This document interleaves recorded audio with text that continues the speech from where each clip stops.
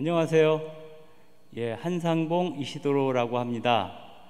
지금 카톨릭 일꾼 편입장을 맡고 있고요. 도르시대 영성센터에서 코디네이터로 일을 하고 있습니다. 예, 청담동 성당에 와서 강의하는 것은 처음이네요. 아무튼 오늘 대면이든 비대면이든 여러분과 만날 수 있어서 너무 기쁩니다. 오늘 하고 두 차례에 걸쳐서 두 차례 더 하느님의 연인 헬리나웬이라는 주제로 강의를 하게 될 텐데요. 오늘은 헬리나웬의 생애를 따라가면서 이야기를 할 거고요. 특히 헬리나웬이 마지막 10년을 라르시 공동체라는 곳에서 일하게 되는데 데이브레이크라고 하죠. 새벽 공동체라고 하는데 여기서 헬리나웬 영성의 어떤 그런 절정을 보이게 돼요. 그 부분은 다음 주에 돌아온 아들이라는 주제를 갖고 함께 다루도록 할 생각입니다. 그리고 세 번째 강의는 특별히 헬리나웬이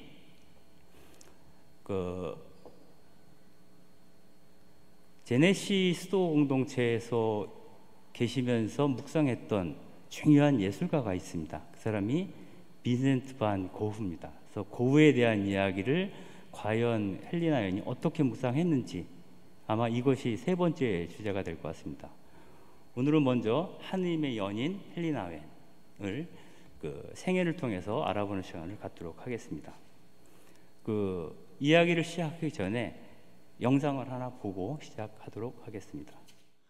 날마다 숨 쉬는 순간마다 내 앞에 어려운 일 보내 주님 앞에 이 몸을 맡길 때 슬픔 없네 두려움 없네 주님의 그 자비로운 손길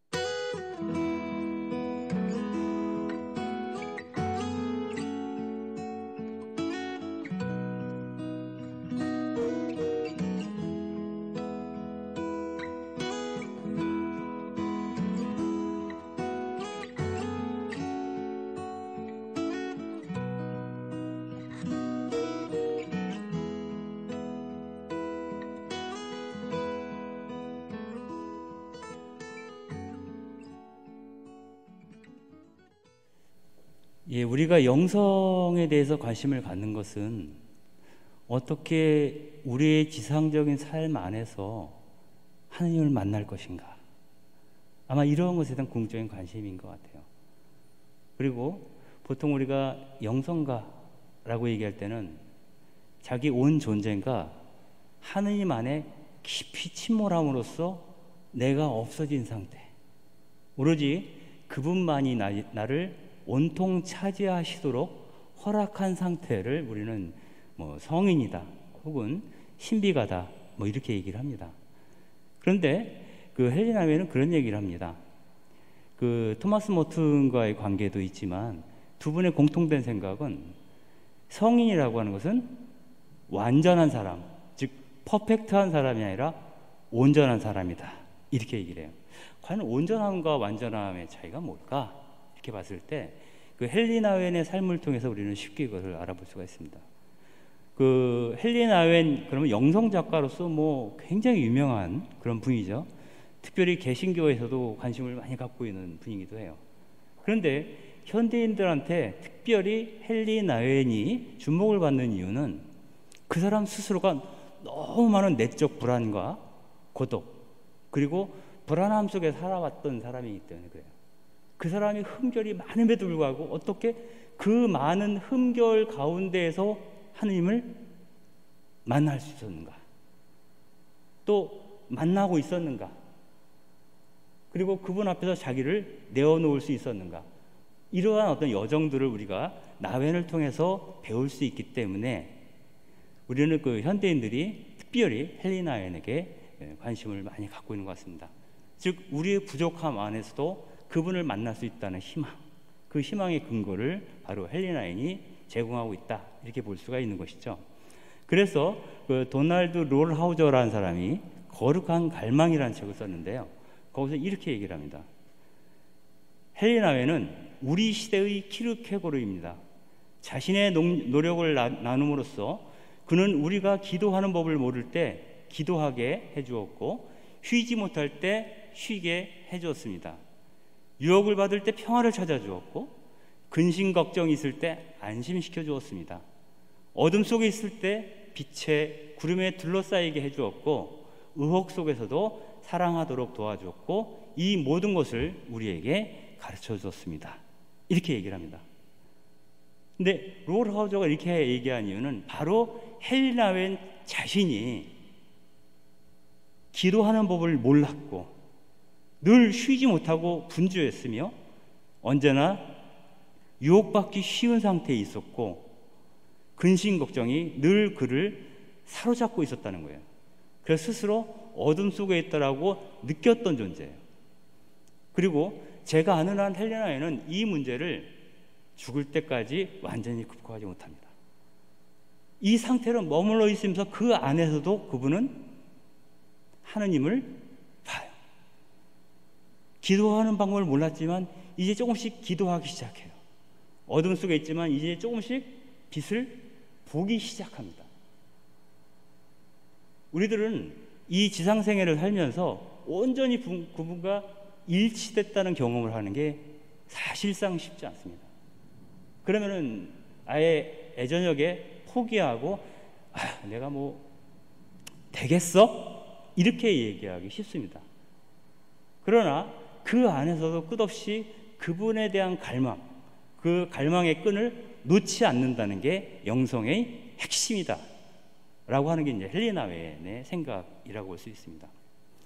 그 괴테가 쓴 시 가운데 거룩한 갈망이라는 시가 있어요. 이 시가 좀 긴데 그중에 일부를 여러분들한테 잠깐 소개를 하겠습니다. 이제 그대는 더 이상 암흑의 그늘에 사로잡히지 않는다. 더 고귀한 사랑에 대한 갈망이 그대를 높이 치닫게 하리니 죽어서 충만함을 스스로 겪어보지 않는다면 그대는 암흑의 지상에 머무는 근심스러운 객에 불과할지니. 어쩌면 우리가 사랑 그 자체이신 하느님을 죽어서야 만날 수 있을지 모르겠어요. 그럼에도 불구하고 사랑에 대한 끝없는 갈망, 그것을 놓치지 않는 한 우리는 늘 자기의 삶에 대해서 근심하는 손님, 객에 머물지 않을 수 있겠다라는 가느다란 희망 같은 것을 가질 수 있지 않을까 하는 생각을 해봅니다.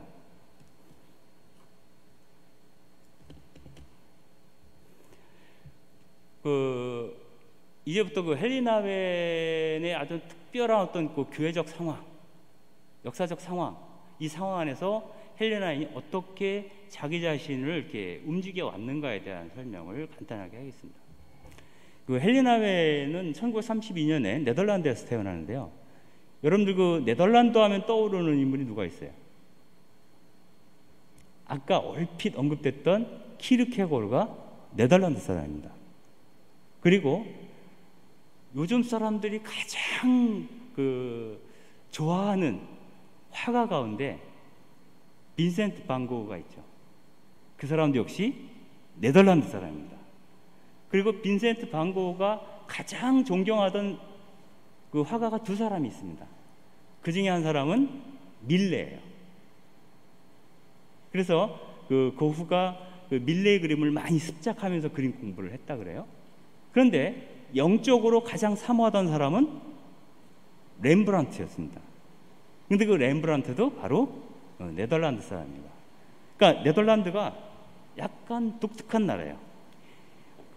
이 나라는 나와 다른 생각을 가진 사람들에 대해서 비교적 관대하고 수용적이에요. 원래 네덜란드라는 나라가. 그래서 이른바 종교개혁 이후에 프로테스탄트와 카톨릭이 막 전쟁을 벌이고 그랬잖아요. 거기서 피난 가야 되는 사람들이 있어요. 그 땅에 더 이상 살 수가 없는 종교적인 이유로 이런 사람들이 사상의 자유 혹은 종교의 자유를 찾아서 찾아간 곳이 바로 네덜란드죠.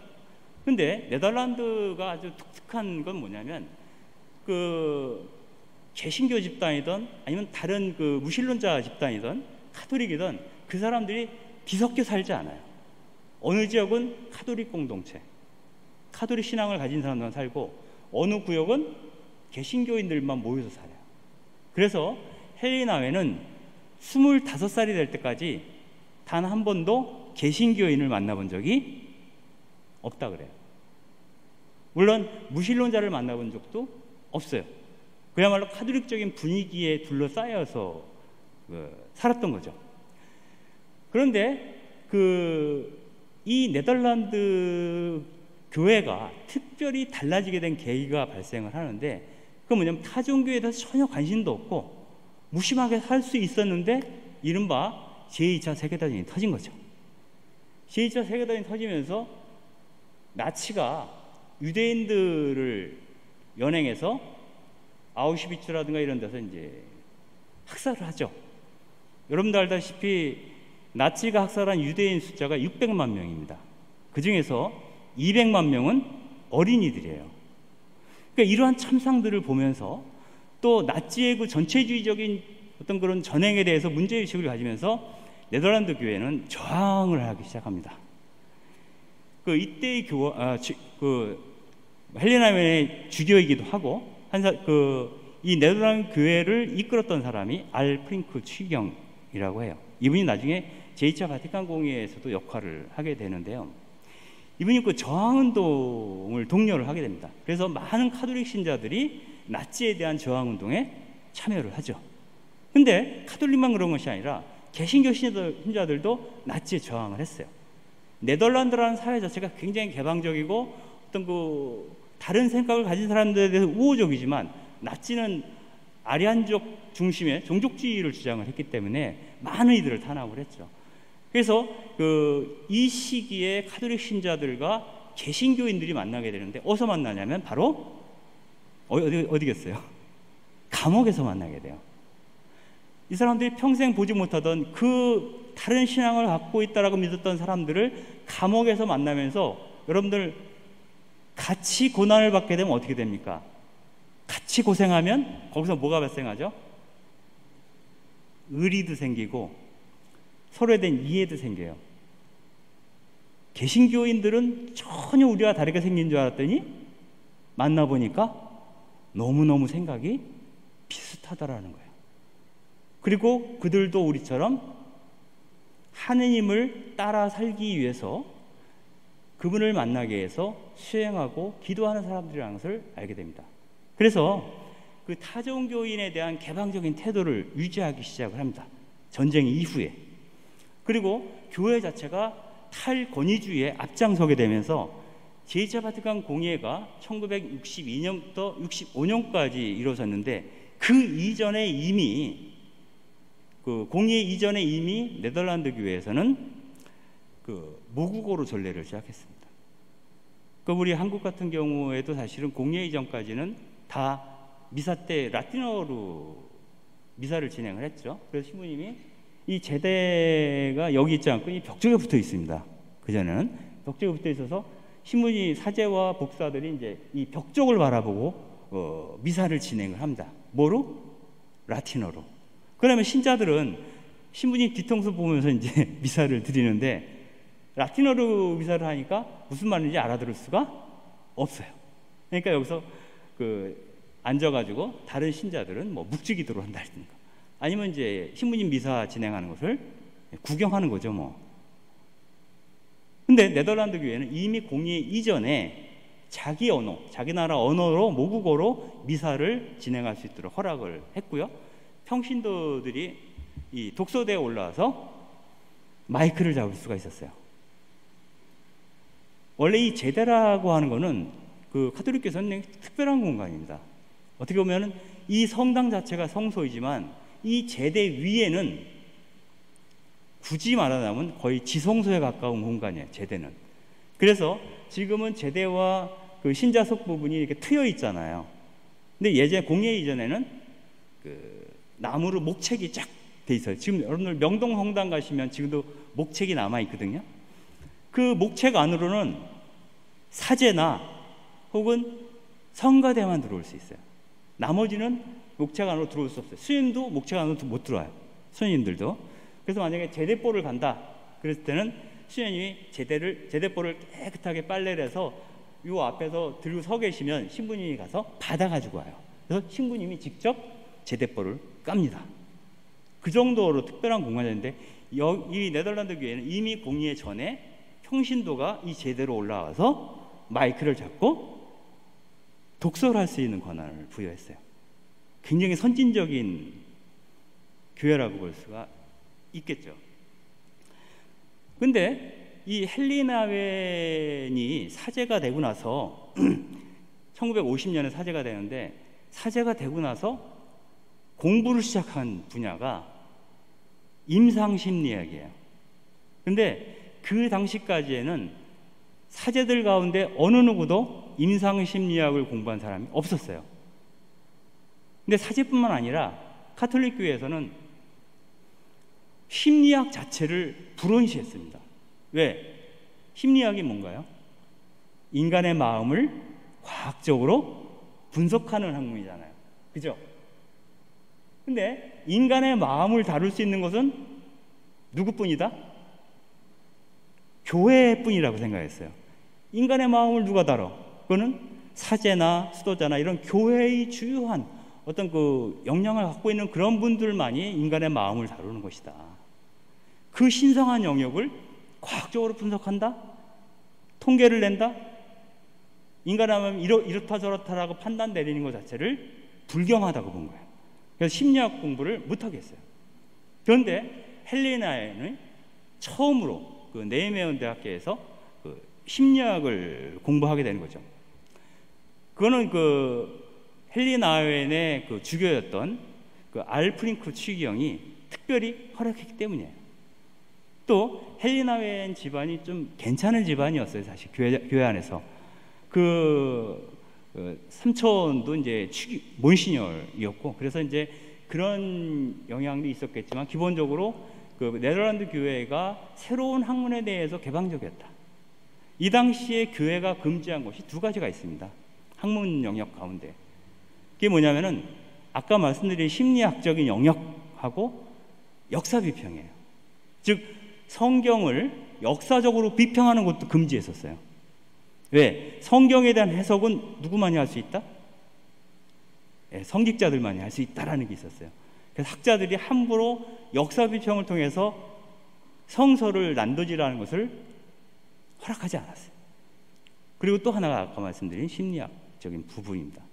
그런데 이 두 가지가 다 제2차 바티칸 공회 이후에 허용이 되죠, 교회 안에서. 그래서 성서학도 발전하고 이른바 교회 안에서 심리학에 대해서 공부하는 사람들이 늘어나게 되는 거죠. 한편 그 헬리나 웬이 참 운이 참 좋다고 볼 수도 있죠. 그 외삼촌이 안톤 람셀라라는 몬시뇰인데 그분 보좌관 자격으로 1962년에 그 개최된 제2차 바티칸 공회에 참관을 할 수 있는 기회를 얻게 됩니다. 보좌관 역할로 해서 그때 제2차 바티칸 공회에 갔다가 공회 신학자라고 우리가 얘기하는 사람들이 있어요. 이른바 실레벡스나 이브공가르, 체누, 드리박, 칼라노, 한스킹 이런 분들을 만날 수 있는 기회를 얻게 됩니다. 이분들이야말로 공회의 사상적 기초, 신학적 기초를 놓았던 사람들이라고 볼 수 있죠. 왜 공회에 이런 신학자들이 오는가? 원래 공회라고 하는 게 주교들 모임이잖아요. 그건 뭐냐면 주교님들이 회의에 참석하기 전에 그 안건에 대해서 미리 그 자기 나라에서 데리고 온 그 자문단 형식으로 같이 온 그 신학자들에게 오다를 줍니다. 그래서 그분들하고 같이 논의를 해가지고 이 신학적으로 이런 논의들이 타당한지 이런 걸 딱 점검하고 회의에 들어오거든요. 그 역할을 했던 사람들이죠. 그래서 실제로 그 제2차 바티칸 공의의 신학이라고 한다면 아까 말씀드린 슬레벡스라든가 이브공가르나 칼라노, 한스킹 이런 사람들의 신학이라고 볼 수도 있겠죠. 그래서 그 헬리나 웬은 교회 자체가 네덜란드 교회 자체가 굉장히 개방적이고 진보적인 교회였는데 더불어 제2차 바티칸 공의에 참관할 수 있게 되었고 거기서 아주 진보적이고 개혁적인 신학자들과 만날 수 있는 기회를 얻게 되죠. 아마 이분이 앞으로 어떻게 살아갈지에 대한 어떤 그런 밑도를 놓는 작업 그분의 인생에서 그런 것이 아니었나라는 생각을 해봅니다.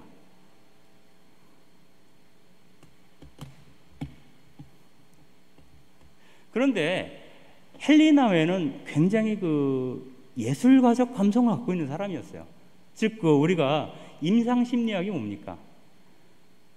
그 사람의 반응에 대해서 계속 분석하고 통계를 내고 실험을 하고 이런 거거든요. 그러니까 그야말로 임상을 해야 돼요. 과학적인 도구를 통해서. 근데 그런 어떤 데이터 작업에 대해서 헬리나 웬은 굉장히 힘들어했어요. 이를테면 좀 비슷할지 모르겠지만 제가 대학에 갈 때 그러니까 입시 준비를 할 때 수학을 되게 못했어요. 제가 서강대를 가긴 갔으나 아마 다른 과목을 제대로 성적 못 받았으면 저는 대학에 못 갔을지도 몰라요. 그때 25문제에 50점 만점이었는데 제가 25문항 중에서 3문제 풀었거든요.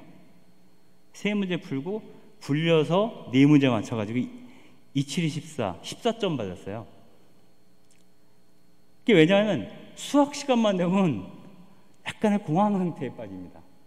숫자에 대해서 굉장히 좀 뭐랄까 어떤 컴플렉스 이런 게 있었던 것 같아요. 근데 이 헬리나 웬도 어떤 면에서는 비슷했던 것 같아요. 뭐를 따지고 묻고 실험하고 데이터를 내고 통계를 내서 계산을 하고 이런 것들이 안 맞아요. 나중에 이분이 성서에 대한 이야기도 많은 책을 쓰게 되는데 그 어떠한 그 성서적인 언설도 나웬이 쓴 어떤 성사학적인 기초를 다 공부를 해서 현대신학의 성과들을 공부해서 그거를 적용해서 성서를 해석하는 경우가 없어요. 이분은 성경을 읽고 어떤 직관에 의지해서 이야기를 해요. 자기의 삶의 경험과 직관, 영적인 직관에 의지해서 성경을 이해하는 그런 스타일입니다.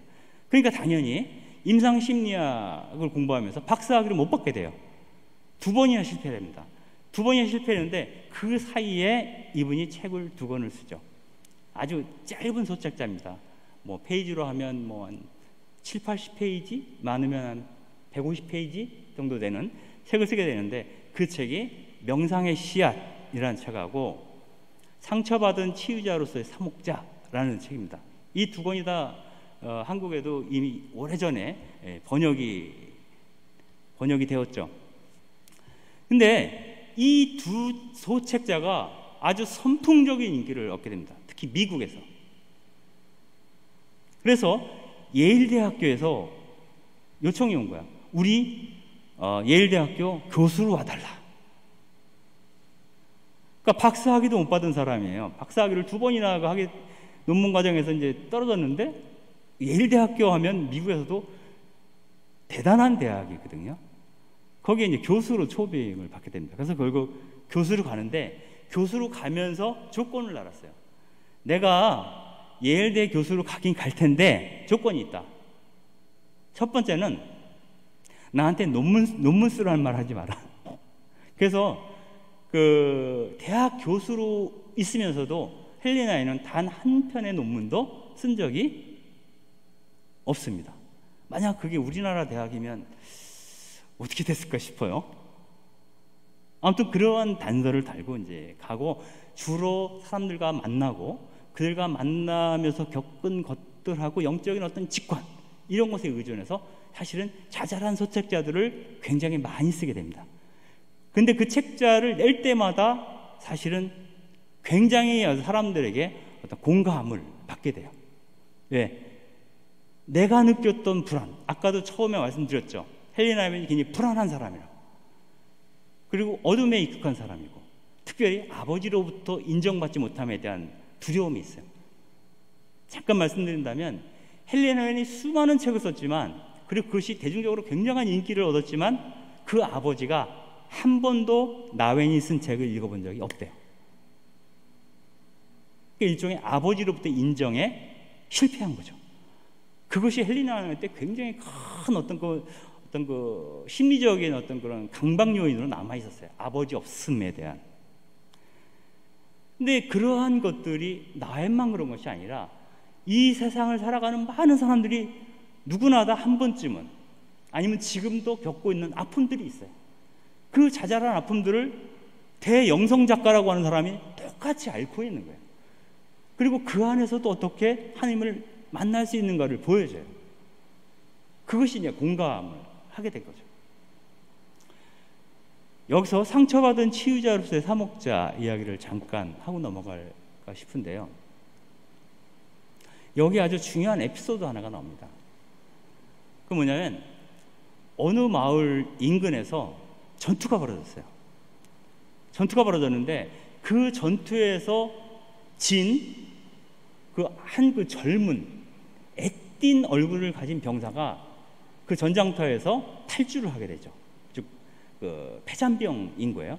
근데 이 친구가 도망가다가 어느 마을에 숨어 들어가게 돼요.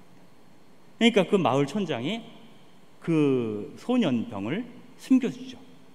그리고 같이 음식도 먹고, 좋았어요. 되게 아주 좋았는데, 문제는 그 다음 날이었어요. 그 다음 날 적군들이 이 마을에 진격을 한 겁니다. 이 사람들이 왜 왔냐면, 바로 그 병사가 이 마을로 스며들었다는 것을 알고 있었어요. 그래서 이렇게 얘기를 합니다. 촌장한테. 내일 아침까지 그 병사를 내놓지 않으면 이 마을을 쑥대밭을 만들겠다. 이렇게 얘기를 합니다. 그리고 돌아가요. 그러니까 촌장 입장에서는 굉장히 고민스러운 거예요. 그 소년병을 적들에게 내어줄 것인가, 아니면 계속 숨겨주다가 우리 마을이 화를 입을 것인가. 내어주기도 마음이 걸리고, 그렇다고 데리고 있기도 너무너무 불안한 거예요. 이 상황을 어떻게 해결해야 되느냐, 고민이 깊어진 거예요. 그래서 그 마을 한가운데, 보통 유럽은 마을 한가운데 성당이 있어요. 광장이 있고, 그 성당에 신부님이 계시죠. 그래서 그 본당 신부한테 촌장이 찾아가서 이야기를 합니다. 여차저차 저차여차 합니다. 우리가 그 아이를, 그 소년병을 적병에게 내어줘야 할지, 아니면 계속 숨겨줘야 할지 결정하기가 어렵습니다. 우리는. 신부님께서 결정해 주세요. 이렇게 얘기합니다. 그러니까 신부님도 고민이 되죠. 그러니까 그때부터 이제 신부님이 그 책상에 앉아가지고 성경을 보는 거예요. 성경을 보다 보면, 성경을 읽다 보면 뭔가 뾰족한 수가 나오지 않을까? 그분께서 나한테 어떤 묘책을 알려주지 않을까? 그 해답을 성경에서 찾기로 했어요. 성경을 읽기 시작하는데 해가 지고 밤이 깊었어요. 그런데 해답이 안 나와. 그러니까 밤새 성경을 읽습니다. 밤새 성경을 읽는데 새벽녘이 되니까 정신이 어떻게 되겠어요? 몽롱해져요. 잠을 못 잤잖아요. 그러니까 막 정신이 몽롱한 상태에서 계속 성경을 보고 있는 거야. 그 상태. 답을 찾아야 되니까 어떻게든. 그러다 성경을 넘기다 보니까 어떤 귀절이 나와요. 그 귀절이 뭐냐면 눈에 탁 들어왔어요. 그 귀절이 온 민족이 멸망하는 것보다 한 사람이 백성들을 위하여 죽는 것이 여러분에게 낫습니다 라는 귀절이 눈에 확 들어오는 거야. 아, 이거는 일종의 그분의 메시지다 이렇게 들은 거예요. 그 순간 아마 어쩌면 이 사람은 밤새 그 귀절을 찾았을지도 몰라요. 무식 안에서. 그리고 나서 선장한테 얘기합니다. 성경에 이렇게 얘기합니다. 내주세요. 그 병사가 붙잡혀 가서 어떻게 됐을까요? 포로 수용소로 갔거나 한참 전쟁 중이었다면 아마 죽임을 당했을지도 모르죠. 그렇지 않겠어요? 그런데 문제는 다른 데 있었어요. 이 귀절이 누가 한 말이냐는 거예요. 누가 한 말이죠? 가야파가 한 얘기예요. 가야파가 예수 한 사람을 죽이는 것이 온 백성이 멸망하는 것보다 낫다라는 의미로 얘기한 거예요. 이 사람이 밤새 성경 읽다가 뒤죽박죽이 된 거예요. 머릿속이 찝찝하죠. 그날 그 마을은 위협으로부터 벗어났기 때문에 잔치를 열었어요. 촌장과 마을 사람들이 잔치 오시라고 초대를 하니까 신부님이 마음이 찝찝한 거예요. 내주긴 했는데 안 가요. 안 가고 그냥 사자간에 앉아서 책을 보거나 묵상하거나 이러고 이제 이렇게 시간을 보내고 있는 거예요. 그날 밤 주님의 천사가 이 신부님한테 옵니다.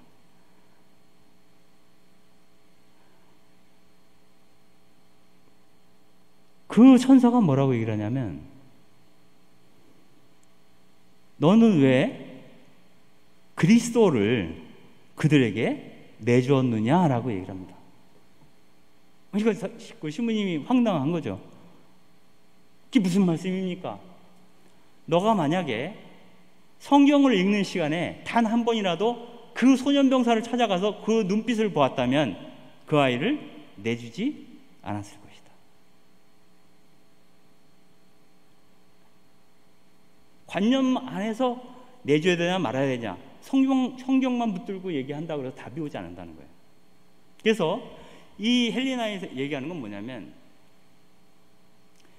그 상처를 받고 있는 상처 안에 있는 슬픔과 아픔과 고통과 두려움 속에 있는 사람들 속으로 내가 직접 현장에 가서 그들을 만나보지 않고서는 그들 안에 계신 그리스도를 발견할 도리가 없다라는 거예요.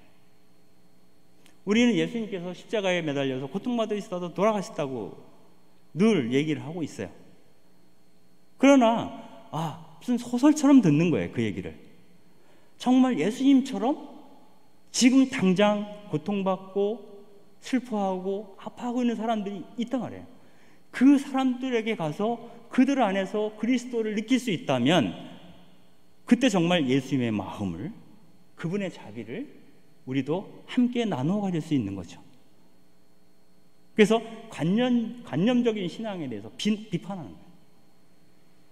그리고 실제로 살아서 움직이는 사람들의 눈빛을 통해서 우리는 그분에게로 건너가야 한다라는 얘기를 헬리나 여인이 하고 싶었던 거죠.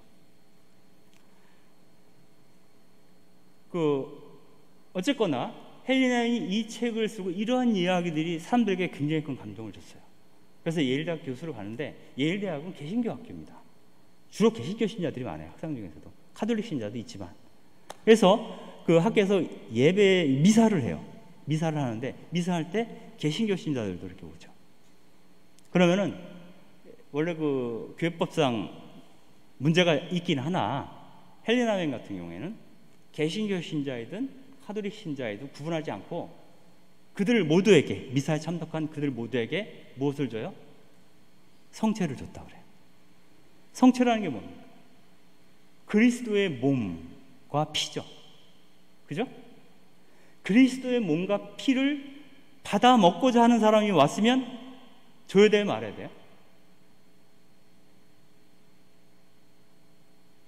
내가 지금 주님, 당신의 몸과 피를 내 안에 받아 모시고 당신의 현존 안에 살고 싶어요 라고 고백한다고 생각하는데 빵과 포도주를 주는 게 맞죠.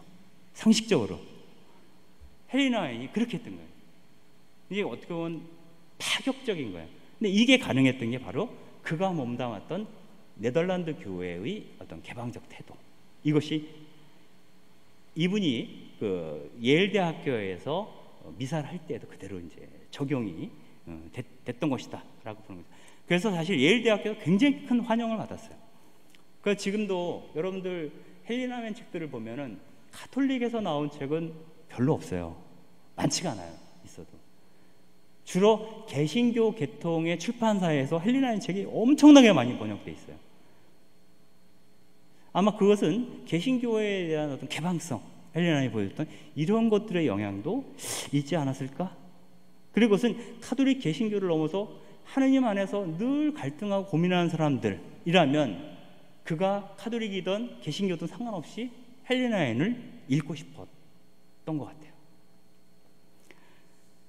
그런데 예일 대학교에 있으면서 74년에 종신 재직권도 받아요. 평생 죽을 때까지 이제 교수 자격을 주는 거예요. 이거 뭐 미국에서는 대단한 거죠. 미국에서의 대학 교수와 한국에서의 대학 교수는 전혀 달라요. 한국 사회에서 교수라 그러면 여러분들 사람마다 다르겠지만 별로 존경받는 직업이 아니에요, 사실은. 그 학교 안에서의 그 비리와 투쟁, 권력 투쟁 이런 게 있잖아요. 아무튼 그리고 뭐 돈으로 교수가 되기도 하고. 근데 미국은 그런 사회가 아니에요. 다른 분야는 몰라도 대학 사회는 굉장히 투명하다 그래요. 그래서 대학 교수는 굉장히 존경받는 직업이죠. 근데 그렇게 엄청난 그 종신 재직권까지 받았지만 늘 영혼은 불안했던 거예요. 스스로 늘 자기의 불안에 대해서 솔직하게 얘기를 하고 그 안에서 어떻게 하느님을 만났는가에 대한 얘기를 하고 있었지만 늘 불안했던 거예요. 특히 내가 하나님은 이러이러한 분이시다. 그리고 그분께서 나에게 이러한 것을 원하신다.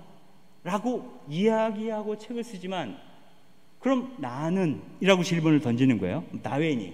그러면은 그 질문이 오는 순간 나는 완전히 부서져 버리는 거예요. 여러분들도 그런 경험이 아마 있을 것 같아요.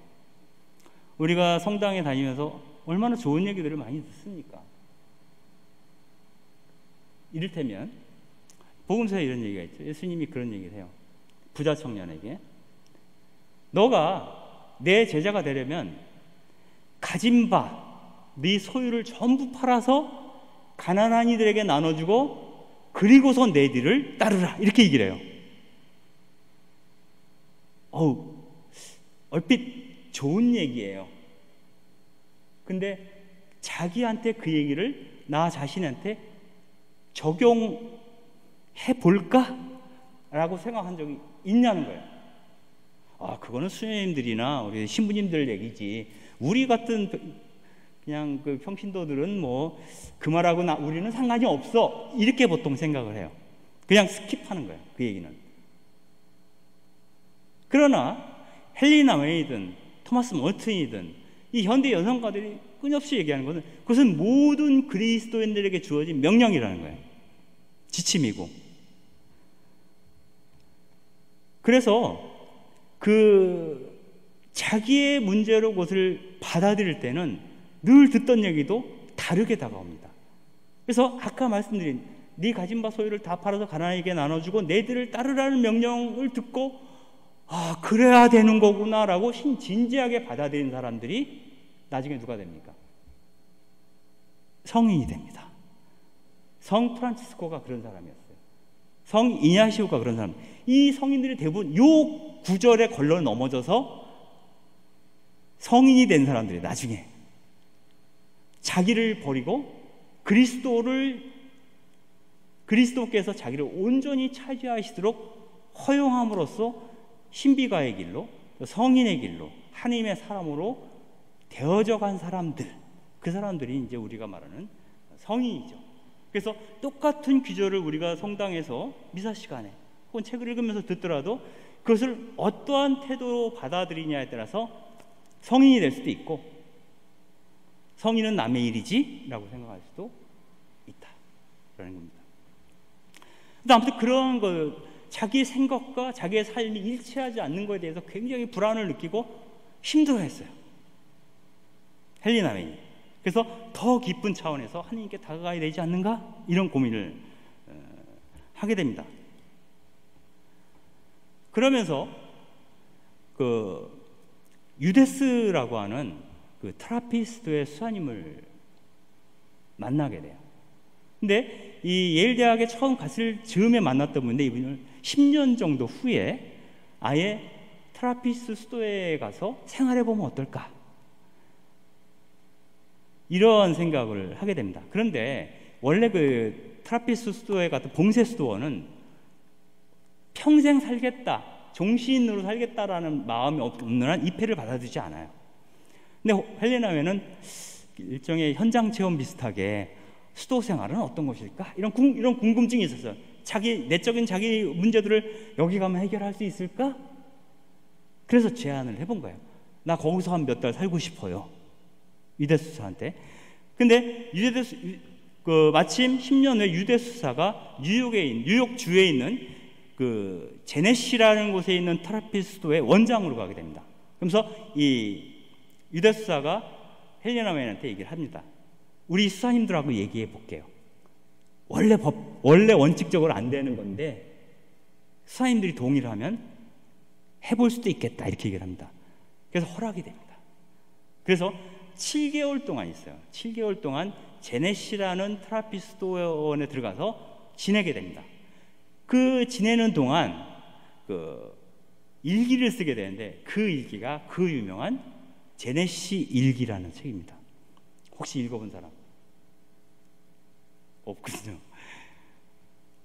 기회가 닿으시면 이 책을 꼭 읽어보세요. 제네시 일기, 헬리나 웨인. 굉장히 중요한 책입니다.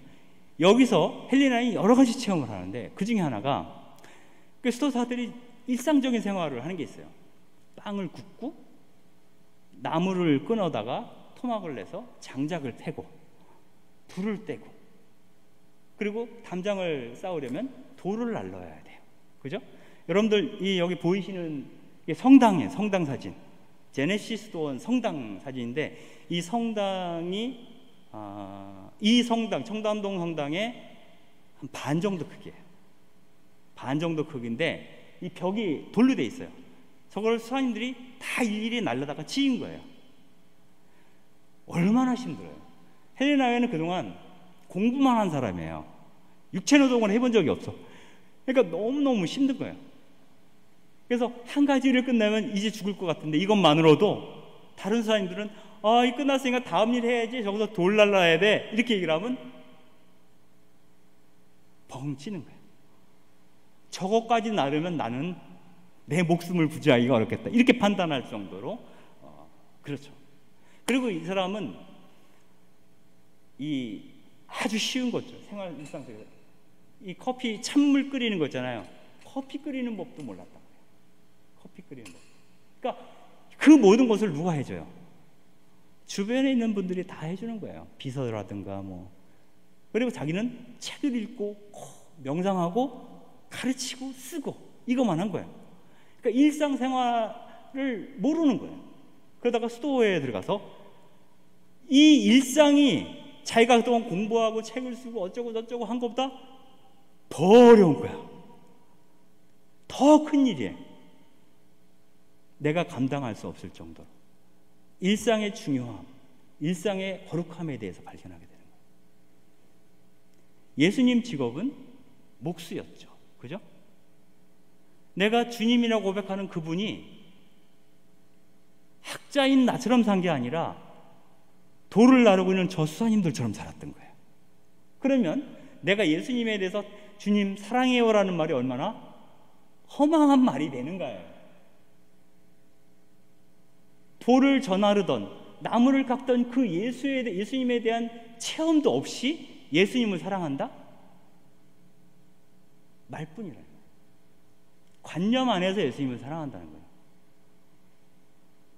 그분처럼 고통받고 그분처럼 노동하고 그분처럼 남의 발을 씻어주는 경험, 이 경험 안에서 생각이 자라고 글이 써질 수 있다면 그건 정말 진정성 있는 그러한 글이고 삶이 되지 않겠어요? 그런 생각들을 하게 되는 거죠. 그래서 이 격리된 장소에서 내적인 고요함을 얻기 위해서 수도원에 갔는데, 여러분들 피정 갈 때 늘 그런 거잖아요. 피정 갈 때 고요한 마음 상태로 피정을 하고 나면 내가 좀 더 거룩해지지 않을까? 근데 엘리나 여인 같은 경우 수도원에 들어가는 순간부터 그 불안이 더 증폭되는 거예요. 왜? 나는 이 수도원에서 어떤 사람이에요? 별로 쓸모없는 사람. 밖에 있을 때는 신부님 대단해요. 늘 그런 소리를 들었는데 여기 오니까 정말 쓸모없는 사람이 되어버린 거예요. 그리고 이 사람은 헬레나 여인이 글 쓰는 것보다 말을 더 잘했다 그래요.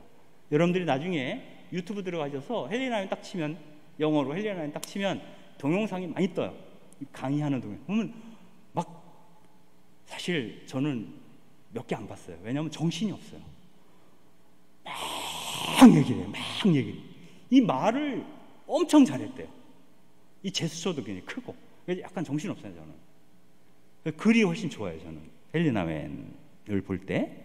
근데 그 말을 그렇게 잘하고 좋아하던 그 사람이 트라피스도에는 뭐예요?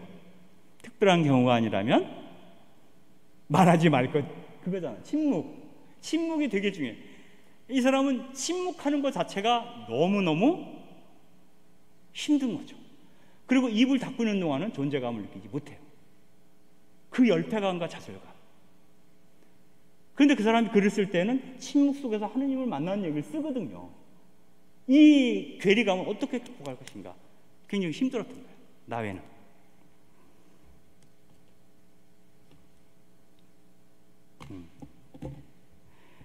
여기가 그 이른바 그 제네시스 도원 풍광입니다. 그 왼쪽에 있는 그림이 그 제네시스 도원 성당에 있는 그 십자고상입니다. 그 오른쪽은 그 성당 들어가는 입구예요. 입구. 제가 4년 전에 여기 갔었어요. 4년 전에 갔었는데 이 수사님하고는 이야기도 잠깐 나눈 적이 있습니다. 이 바깥에서 본 전경입니다. 제네시스 도원. 근데 그 헬레나 여인이 머물렀던 곳은 여기가 아니고 여기는 성당이고요. 여기서 한 3km 정도 될까요? 떨어진 곳에 객사들이 있습니다. 그래서 그분이 아마 앉았을 법한 의자에도 한번 앉아봤어요. 그 객사에 가서. 근데 약간 특별해요. 근데 수도원이 크지가 않아요. 건축물들은 다 작아요. 왜냐하면 이분들이 직접 돌을 날라서 지은 건물이기 때문에 그런 것 같아요. 그 역생활하면서 이 사람이 제네시스 일기에서 헬레나 여인이 이런 얘기를 합니다. 날씨 변화가 하나님에 대한 열망을 심화시켜준다. 폭풍이 치면 부드러운 미풍을 갈망하게 된다. 사람은 구름이 끼면 태양을 갈망하게 된다.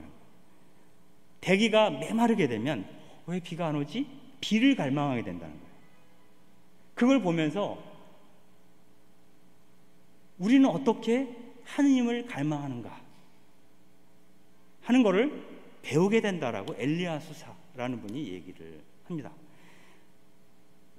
항상 햇볕이 내리쬐는 그런 곳에 사는 사람들은 그 햇빛이 얼마나 큰 하느님의 선물인가를 잃어버리고 그 햇빛에 대해서 주의를 기울이지 않는다, 이렇게 얘기를 해요. 이건 뭐냐면 앞서 그런 얘기를 했죠. 장작을 패고 돌을 나르는 일, 빵을 굽는 일에서도 거룩함이 현존하고 있죠.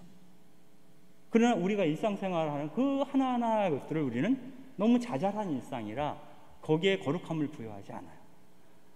오늘 뭐 먹었어? 나 그냥 샌드위치를 때웠어. 샌드위치를 때웠어라고 말하는 순간 거룩함은 증발돼요. 나 그때 진짜 배고팠는데 샌드위치를 먹고 나니까 너무 좋았어. 다 그분 덕분이지. 이렇게 얘기할 때 성령이 거기서 발생하는 거예요. 무슨 말씀인지 아시겠죠? 우리 일상생활의 자잘한 것들 하나하나 안에 그분이 현존하도록, 우리와 함께 동행하도록 하는 것이 사실 그리스도교 신앙이다 라고 볼 수 있는 거죠. 이러한 이야기들을 엘리야 수사가 하는 겁니다. 이 수도자들은 엄청난 일을 하지 않아요. 그냥 시간에 맞춰서 기도하고 일상을 살아가는 거예요. 근데 그 일상을 살아가면서 그 일상이 그 구비구비마다 갈피마다 그분의 현존을 느끼는 거죠. 그럴 때 큰 일이 닥쳐도 똑같은 평정심으로 그 문제를 대할 수 있게 됩니다.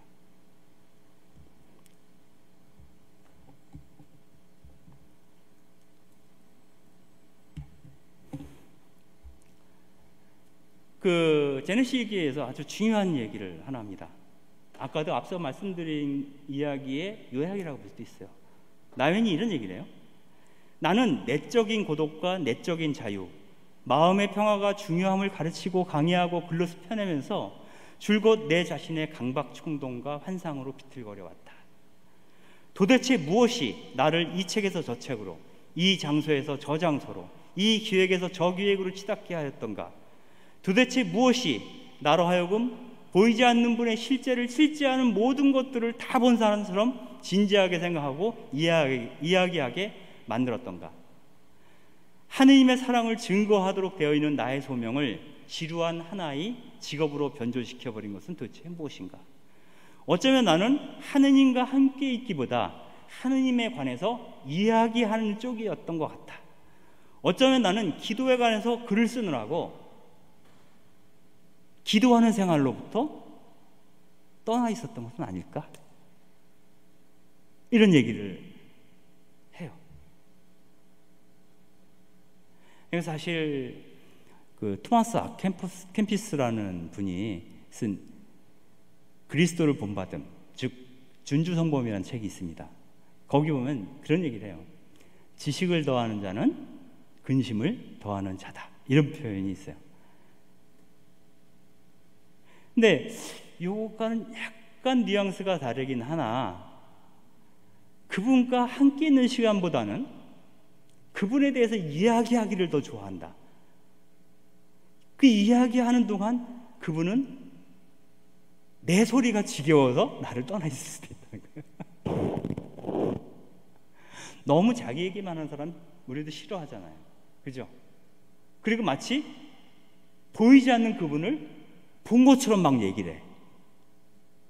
여러분들이 피정을 가시거나 가끔 미사 때 신부님 강론을 들으실 때 가끔 그런 느낌을 받을 수 있나? 어떤 경우는 그럴 수도 있을 것 같아요. 이런 거 있잖아요. 신학생들 같은 경우는 아직 배우는 단계에 있는데도 신학생들하고 얘기하면 지금 나이가 20대 초중반인데 세상사를 다 꿰은 것처럼 얘기할 때가 있어요. 신학생들이. 그럼 이건 또 뭐지? 이런 생각을 할 때가 있거든요. 체험하지 않은 영역을 마치 깊이 체험한 것처럼 이야기를 하게 돼요. 왜? 말을 하다 보니, 상대방을 설득시키고자 하니, 그냥 자기 느낌을 얘기하는 게 아니라 그 사람을 설득시켜야 될 어떤 목적을 가져요. 어떤 얘기를 할 때. 그럴 때는 이렇게 과도하죠. 그래서 말하는 것보다는 사는 게 더 중요하다. 삶 안에서 그분을 만나는 게 중요하다. 이거는 헬리나한테 직격탄이 되는 거예요. 너무 힘들었을 것 같아요. 헬리나는 이 소생활이 7개월밖에 안 됐지만.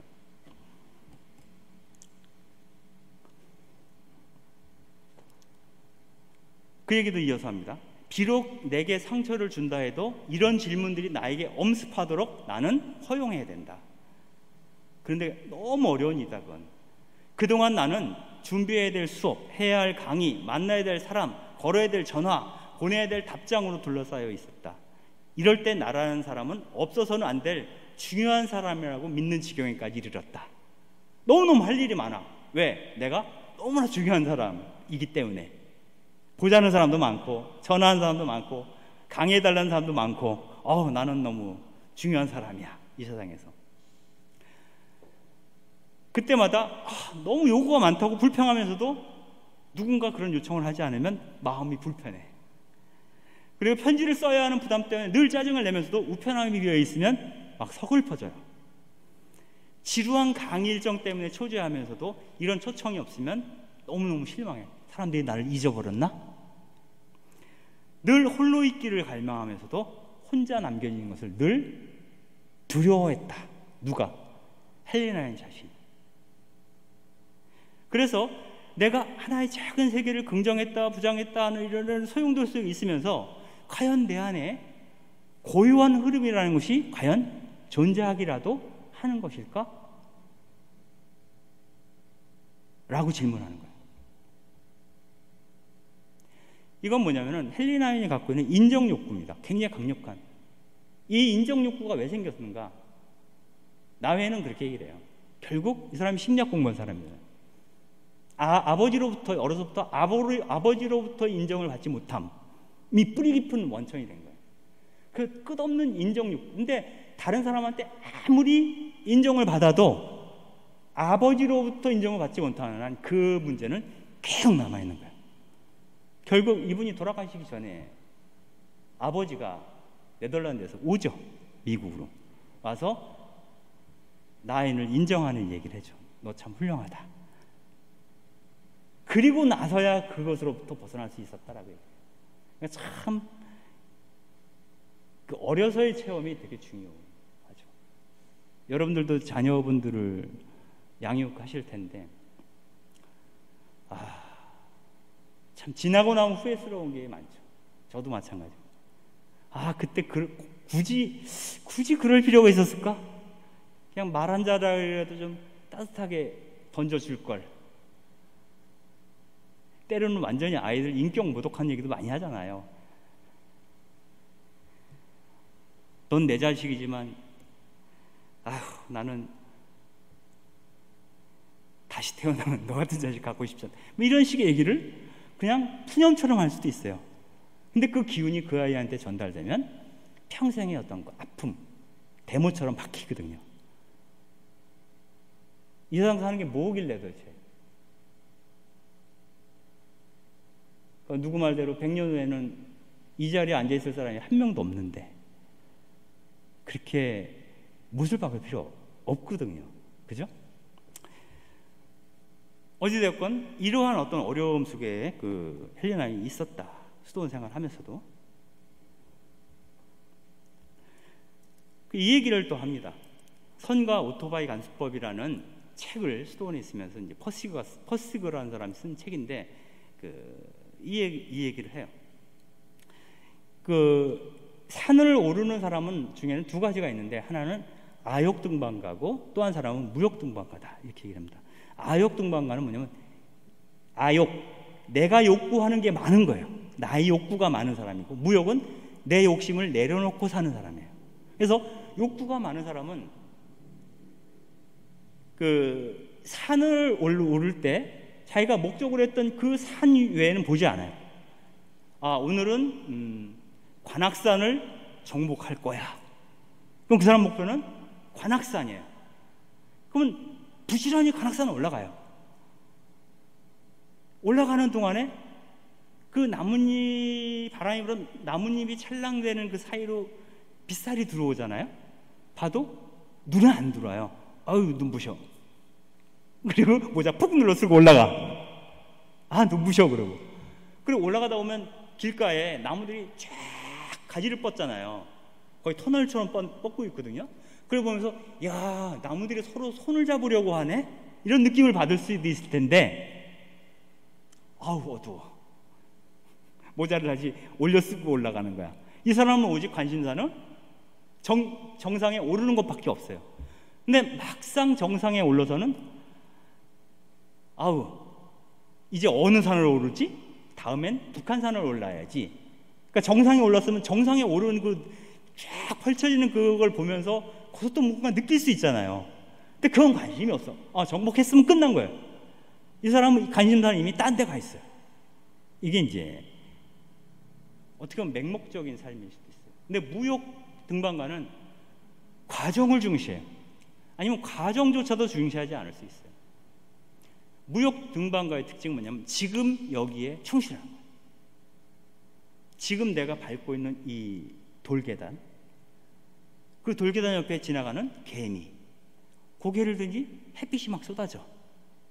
그 햇빛과 나, 그러니까 내가 지금 마주치고 있는 모든 것 안에서 누구를 만나요? 그분을 만나는 거죠.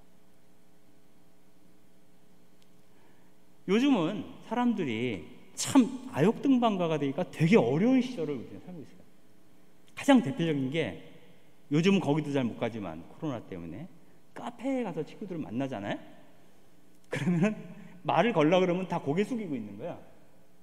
나를 만나고 있으면서 핸드폰으로 다른 세계를 탐험하고 있어요. 사람들은 서핑하고 있어요.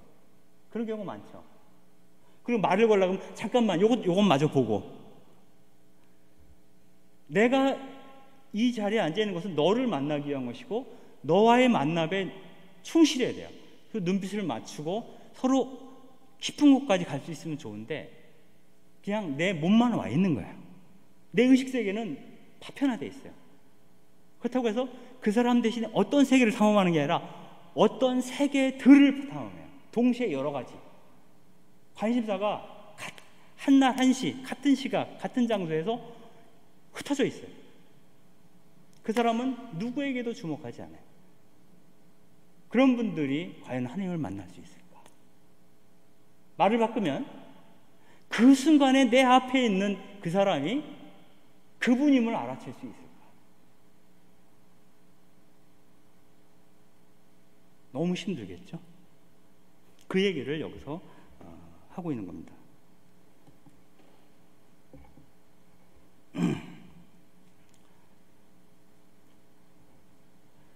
그 수도 생활을 7개월 하고 그리고 나와서 그동안은 정말 이 세상으로부터 어떻게 보면 고립된, 격리되어 있는 공간에 있었잖아요. 7개월 동안. 거기서 나 자신의 불안과 싸운 거예요. 나 자신의 흠결과 싸운 거예요. 아, 난 이런 놈이구나. 난 이랬구나. 이런 가운데서 내가 그분을 만날 수 있을까? 이런 생각들을 많이 했어요. 근데 이번에는 이렇게 격리된 공간이 아니라, 운둔처가 아니라 이 세상 한복판으로 들어가 봐야 되지 않을까, 이런 고민을 하게 돼요. 그래서 어디로 가냐면 라틴 아메리카로 여행을 갑니다. 먼저 볼리비아에 가서 좀 공부를 한 다음에 페루의 리마라는 수도죠. 리마에 가서 구스타보 구테레스라는 사람을 만나요. 구스타보 구테레스는 해방신학의 아버지라고 얘기하는 사람이에요. 우리나라에도 이제 번역이 됐죠, 책은. 그 사람을 만나서 가난한 이들의 참상에 대해서 하나님께서 어떻게 함께 하시는가를 체험하게 됩니다. 근데 여기서도 오래 있지는 않아요. 이 양반이 어디가 이렇게 붙어 있진 않더라고, 보니까. 이거 왜냐면 그거예요. 아까 그 얘기했죠. 이 공간에서 저 공간으로, 이 책에서 저 책으로, 이 기획에서 저 기획을 늘 옮겨 다니는 거예요. 새로운 것에 대한 관심이 이제 커요.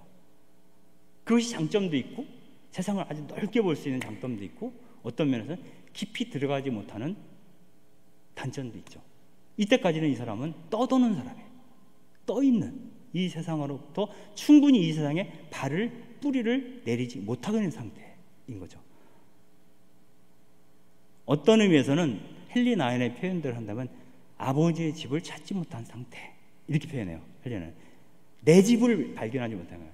내가 쑥 들어가서 안길 만한 어떠한 곳이 있을 텐데 그걸 찾지 못한 상태인 거예요. 그래서 라틴 아메리카 가서 그들의 투쟁, 그들의 삶들을 보게 됩니다.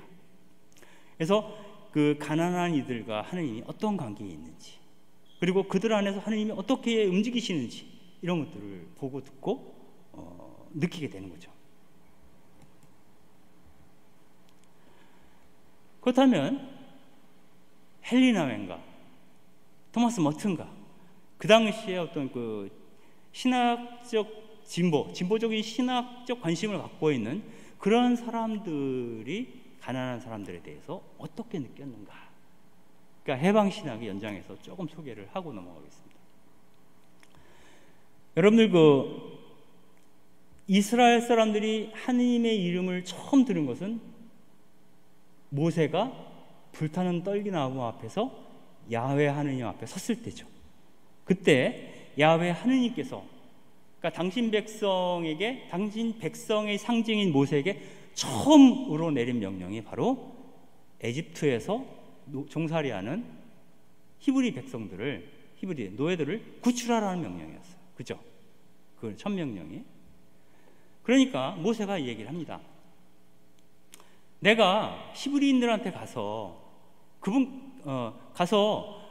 당신의 말을 전달하면 그들이 누가 보내서 왔느냐라고 물을 텐데 할 말이 있어야 합니다. 이름을, 성함을 알려주세요. 이렇게 합니다. 그러니까 하느님께서 이름을 알려주시죠.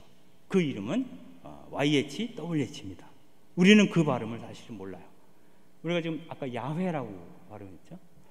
개신교에서는 여호와라고 하죠. 근데 어떤 게 진짜 발음인지 사실은 아무도 몰라요.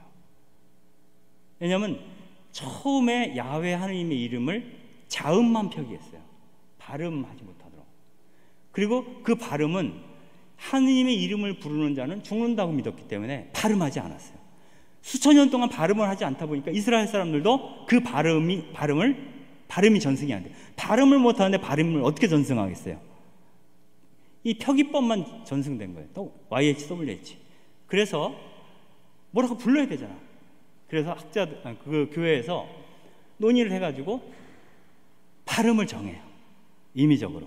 어떻게 정하냐면 야훼 하느님은 누구세요? 우리들의 주님이시죠. 주님이 그리스어로 아도나이예요. 그래서 아도나이의 모음 A, D, O 이렇게 시작되잖아요. A, O 이렇게 되는 거잖아요. 모음이. 그러니까 그 모음을 YHWH 사이에 넣은 거예요. 무슨 말씀인지 아시겠죠? 그러니까 Y, 아도나이의 A 그럼 야가 돼요. 그죠? 그래서 야훼는 하느님은 주님이시다 라는 뜻으로 조합을 한 거예요. 그래서 우리가 그걸 굳이 발음한다면 모음이 생긴 거니까 야훼 혹은 여호바 이렇게 발음을 하는 거예요. 아셨죠? 그런데 그 뜻이 뭐냐는 거예요. 새로 번역된 성경에서는 야훼라는 말은 있는 자라는 뜻이다 이렇게 나와요. 그죠? 근데 그런 거예요.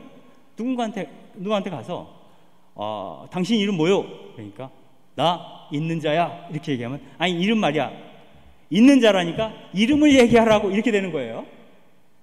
이름으로서 이상해요. 그래서 독일 학자들이 그 성서학을 연구하면서 최근에 나온 견해는 뭐냐면 그 앞에 말이 빠져 있다는 거예요. 있는 자 앞에 말이 빠져 있는데 그 앞말은 뭐냐면 당신 누가 보내서 왔소? 했을 때 너희와 함께 있는 분께서 보내셨다.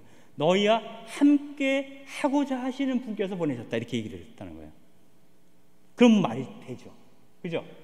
너희와 함께 있는 분께서 혹은 너희와 함께 있고자 하시는 분께서 나를 너희에게 보냈다.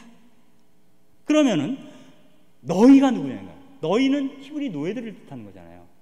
그러면 그대로 그 말을 넣으면 히브리 노예들과 함께 있고자 하시는 분이 하느님의 뭐가 돼요? 이름이 되는 거예요. 노예들과 함께 계시는 분. 그게 야훼라는 거예요. 근데 실제로 히브리라는 말 자체가 고대 중운동 지방에서는 핫비루, 아피루라는 말에서 왔다 그래요. 그 말은 떠돌이, 맨손에, 맨발에 고삐를 잡은 이런 뜻이에요. 여러분들 제3세계에서 가난한 아이들 보면은 다 지금도 맨발로 뛰어다녀요. 가난의 상징이에요. 고삐를 잡는다는 건 뭐냐면 주인이 탄 말에 고삐를 잡는다. 하인이라는 뜻이에요. 그죠? 떠도는 뭐냐면 땅이 없어서 여기저기 유랑걸식하는 사람들을 뜻하는 거예요. 때로는 뭐 농노도 되고 때로는 용병도 되고 이러면서 거기 먹고 사는 사람들 이런 떠돌이들을 뜻하는 말이 히브리라는 말이죠. 그래서 그 히브리 노예들의 하느님이라는 뜻인데, 재미있는 것은 예수님의 이름 했을 때 예수님의 이름은 예수죠. 그런데 그분을 일컫는 또 다른 별칭이 있습니다. 그렇죠? 그게 임마누엘입니다. 임마누엘은 무슨 뜻이죠? 주님께서 우리와 함께 계시다, 이런 뜻이잖아요. 비슷하네? 노예들과 함께 계시는 분이 하느님이신데, 노예들과 함께 계시는 분께서 당신의 아드님을 노예들과 함께 계시는 분이 우리와 함께 있겠다라고 하는 이름으로 보내셨다, 이 세상에. 이렇게 되는 거잖아요. 결국은 예수님의 별칭과 하느님의 이름이 갖고 있는 뜻이 같아요. 주님께서 우리와 함께 했을 때 이 우리가 누구냐면, 그 당시에 복음을 들은 사람들, 예수님의 복음을 듣는 사람이 누구냐를 보면 알 수 있어요. 예수님이 두둔하신 분이 누구죠? 세리와 창녀들과 가난한 이들이죠. 그렇죠? 그리고 그의 제자라고 할 수 있는 사람들이 누구예요? 어부요, 혁명당원요, 세리죠. 이른바 죄인들이나 바닥 백성들이에요. 이 사람들과 함께 하신다, 주님께서. 이게 임마누엘이란 말의 뜻이에요. 그래서 하느님, 또 그분의 아드님이신 예수님은 바로 이러한 사람들과 함께 있고자 원하신다라는 것을 알 수가 있습니다. 여기서 이 당시에 그 복음서에서, 마르크 복음에서 군중이라고 번역된 말은 대부분 오클로소라는 말의 번역이에요. 이 오클로소라는 말은 법외자란 뜻이에요. 법외자 그러면 이렇게 많이 듣던 말이죠. 혼인성사 밖에서 낳은 자식, 뭐 법외자잖아요. 근데 아무튼 법으로부터 보호받지 못하는, 법이 울타리 박혀 있는 사람들을 뜻해요. 그러니까 이 세상에 별로 보탬이 되지 않는, 이 세상에 별로 보탬이 되지 않는다고 판단되어 이 세상 밖으로 밀어낸 존재들이 오클로스입니다. 그리고 이러한 사람들을 부르는 말이 또 있어요. 암하레츠라는 말이에요. 이 말은 땅의 사람들이라는 거예요. 땅의 사람들이라는 말은 이제 쉽게 얘기하면 땅 파먹고 사는 사람들. 옛날로 보면 농사꾼 이렇게 볼 수도 있겠죠. 아무튼 이 흙하고 땅하고 가까운 사람들이죠. 이러한 사람들과 함께 계시는 분이 하느님이다 라는 거고요. 히브리서에 보면은 이런 말이 나와요. 예수님께서도 당신의 피로 백성을 거룩하게 하시려고 성문 밖에서 고난을 받으셨습니다. 그러니 진영 밖으로 그분께 나아가 그분의 지옥을 함께 짊어집시다, 이렇게 얘기합니다. 그래서 그 하느님께서 관심을 갖는, 1차적으로 관심을 갖는 자들, 또 예수님이 함께 하고자 했던 사람들은 법 밖에, 다른 말로 성문 밖에 있는 자들이에요. 예수님도 그들처럼 성문 밖에서 죽임을 당해요. 그렇죠? 성문 밖에서, 예루살렘 성 밖에 있죠, 골고다가. 그렇듯이 그분이 성문 밖에서 고통을 받고 있으니 우리도 진영, 울타리 밖으로 나가서 그 고통을 함께 짊어집시다 라는 얘기를 하게 되는 겁니다. 여러분들, 이 그림은 이제 해방신학에서 많이 인용하는 그림이에요. 그 예수님이 십자가에 못 박혀 있고 성문 밖 그리스도라고 볼 수 있겠죠. 그리고 대중들이 있는데 그 앞에 군인들이 있죠. 그러니까 중남미는 70년대, 80년대 초반까지, 중반까지 군사 정권이었어요. 그래서 그 군사 정권 하에서 굉장히 많은 무고한 사람들이 납치가 되거나 살해당했죠. 그래서 그러한 상황에서 그 발생한 게 이제 해방신학이고, 이 앞서 사진에 나오시는 이분이 이제 구스타보 구테레스라는 사람이고요. 한국에는 이제 뭐 레오날드 모프 신부님 책이 많이 번역이 돼서 사람들한테 소개가 되고 그랬죠.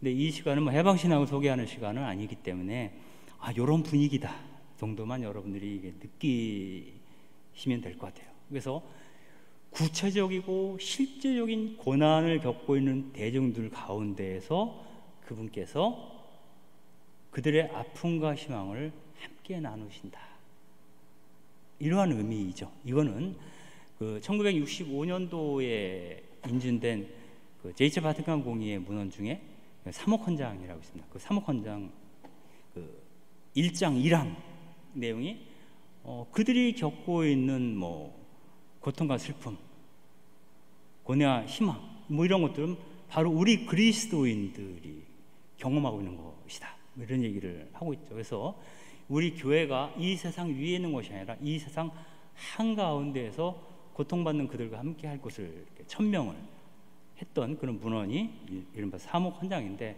그 사목헌장이 좀 더 그 라틴 아메리카라고 하는 독재 정권으로 인해서 고통받는 그 대륙에서 신학적으로 발전된 그런 내용이 이제 해방 신학이다라는 것이고요. 그 해방 신학으로부터 영향을 받아서 교회 공식 문헌에 들어온 슬로건이 가난한 사람들을 위한 우선적 선택이라는 표현이죠. 그래서 교회는 많은 사람들의 구원을 위해 존재하지만 그 중에서도 우선적으로 지금 당장 고통받고 있는 사람들의 손을 먼저 잡아줘야 한다. 지금 살만한 사람들은 나중에 잡아도 된다는 거죠. 그러니까 긴급구호 차원이라고 볼 수도 있어요. 그래서 그들이 정말 그 인간의 존엄성을 회복할 때 인류 전체의 인간 존엄성이 회복될 확률이 높아지는 거죠. 그러한 의미에서 이제 가난한 자들에 대한 우선적 선택이라는 그 슬로건이 나오게 되는 겁니다.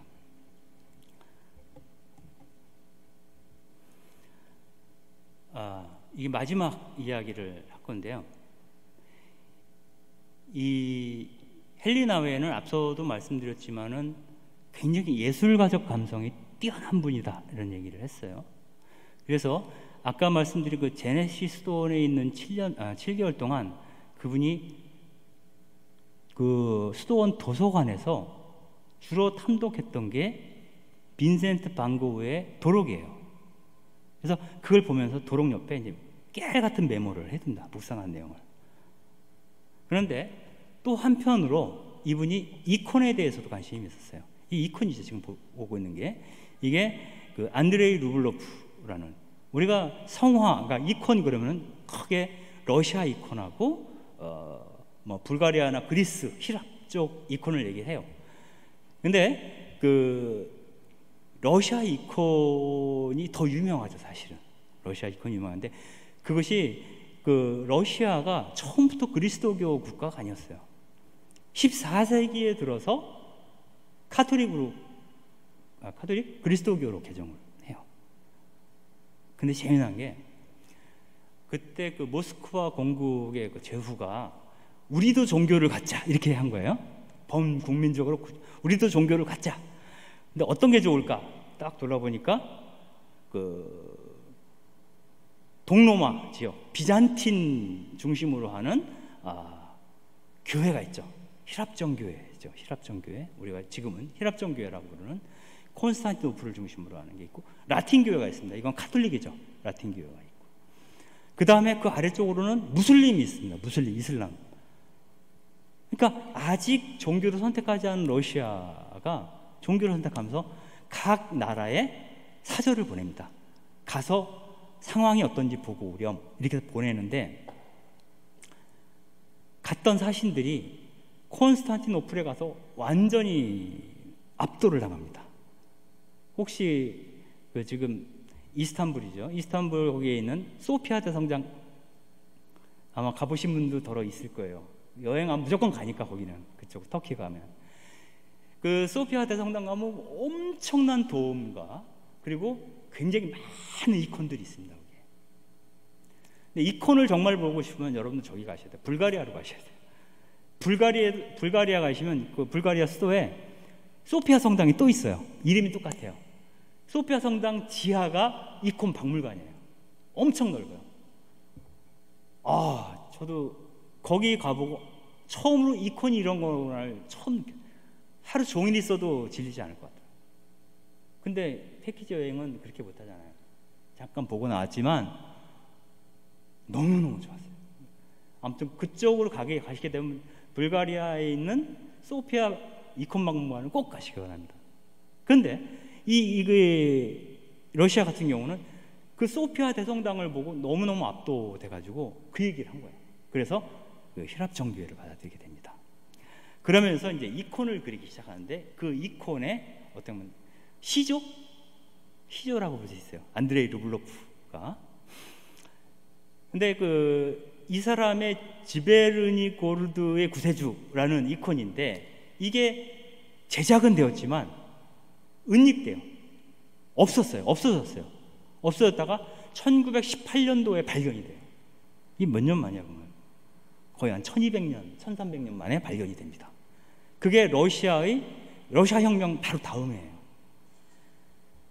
그때 예수 승천 대성당 지베르니 고르드의 그 성당 근처에 있는 어떤 헛간을 이 복원을 전문으로 하는 사람이 그 조사를 하다가 헛간 문을 딱 여는데 이 얼굴이 탁 자기를 쳐다보고 있는 거예요.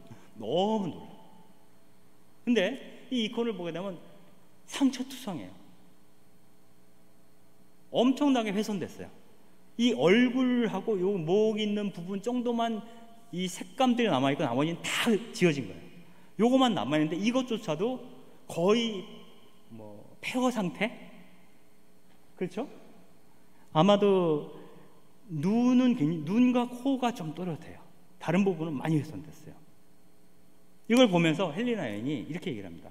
우리 세상의 폐허를 통해 슬프지만 무척 아름다운 얼굴이 우리를 바라보고 있다. 이렇게 얘기를 해요.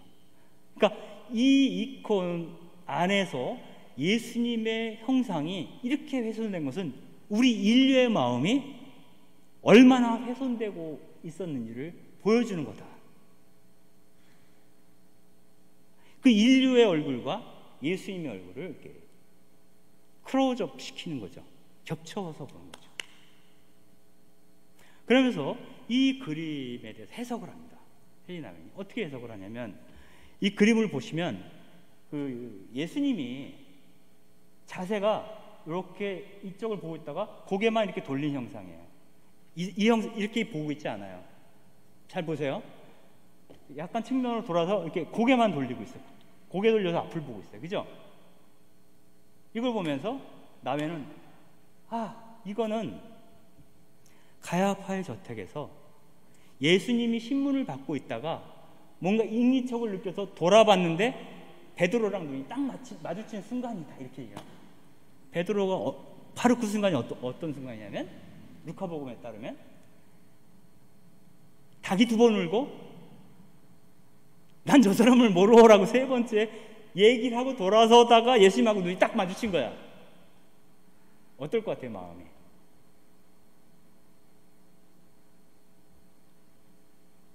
마음이 되게 민망하기도 하고 자책감과 그 복잡하게 올라오겠죠.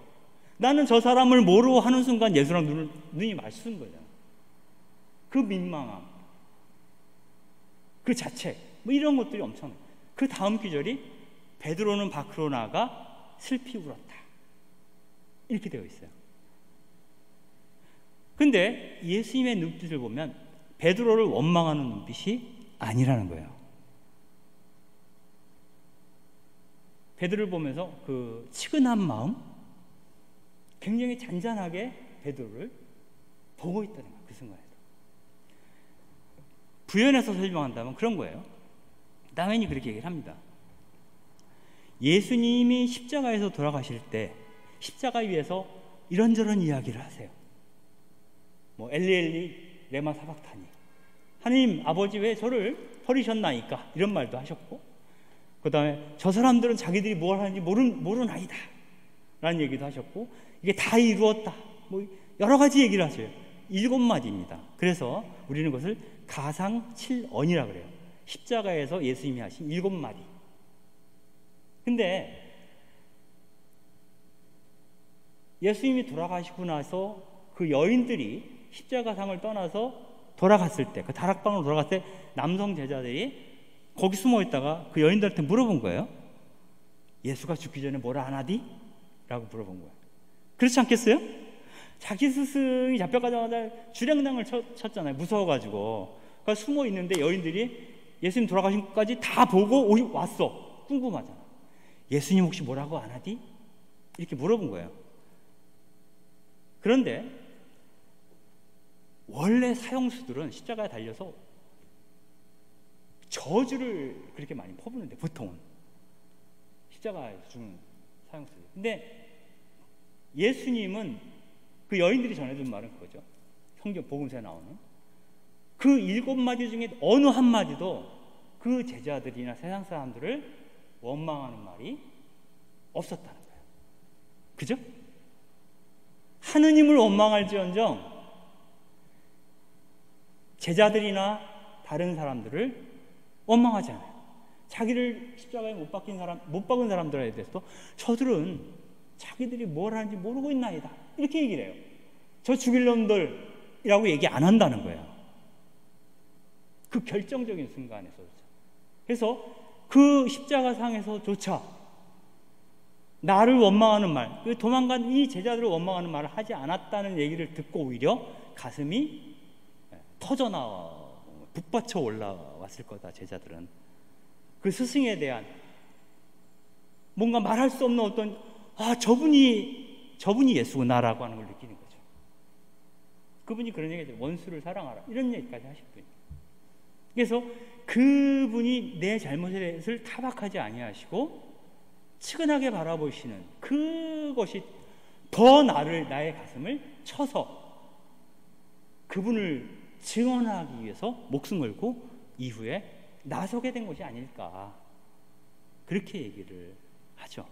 그래서 어떤 그 상황에서도 세상과 인간, 자기를 배신한 자들조차도 측은하게 잔잔히 바라보시는 그 눈빛, 그것이 우리의 마음을 사로잡는다.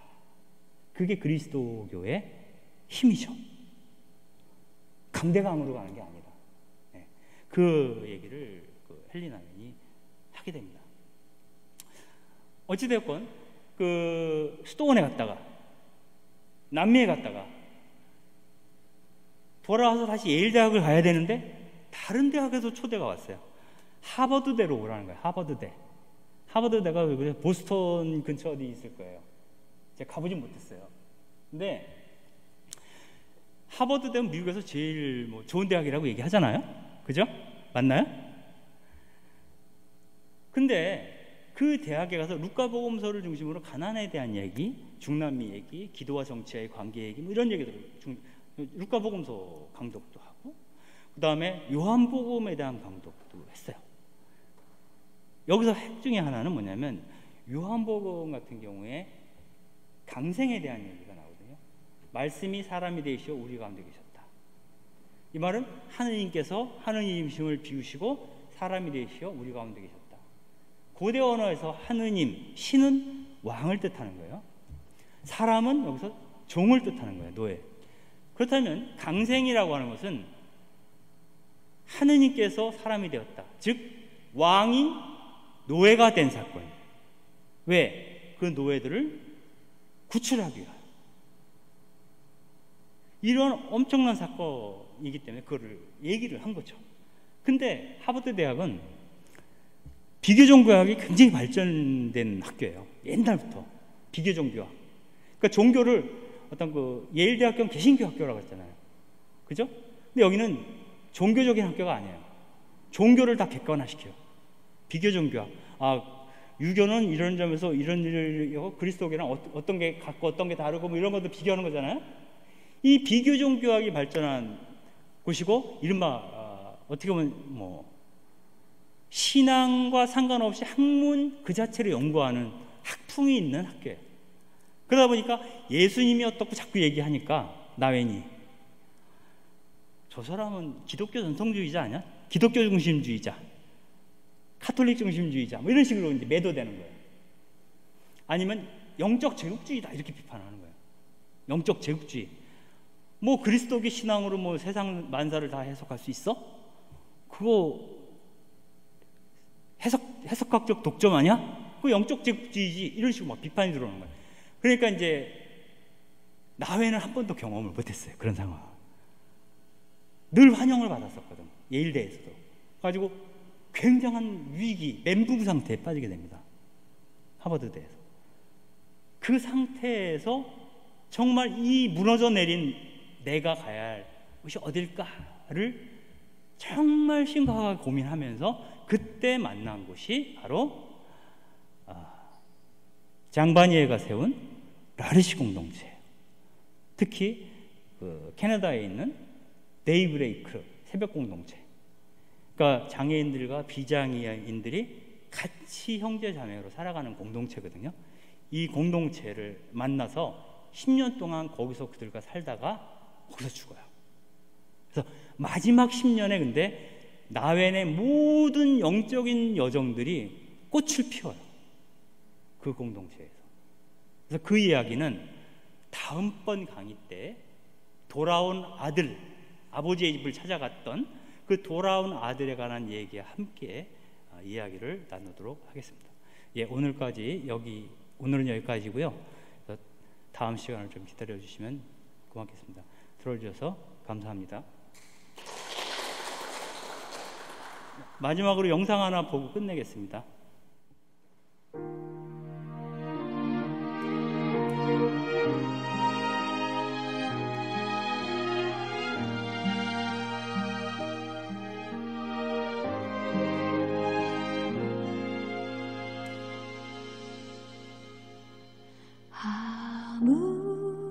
아무것도 너를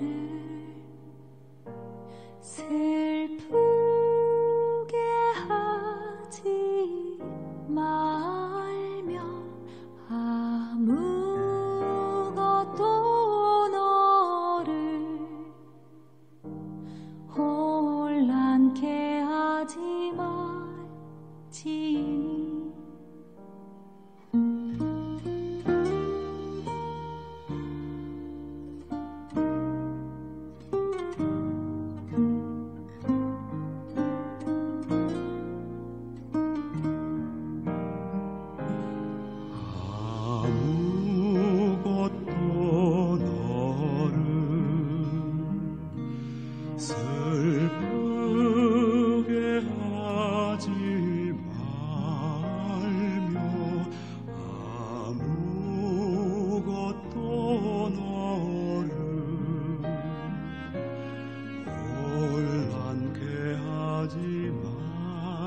말지니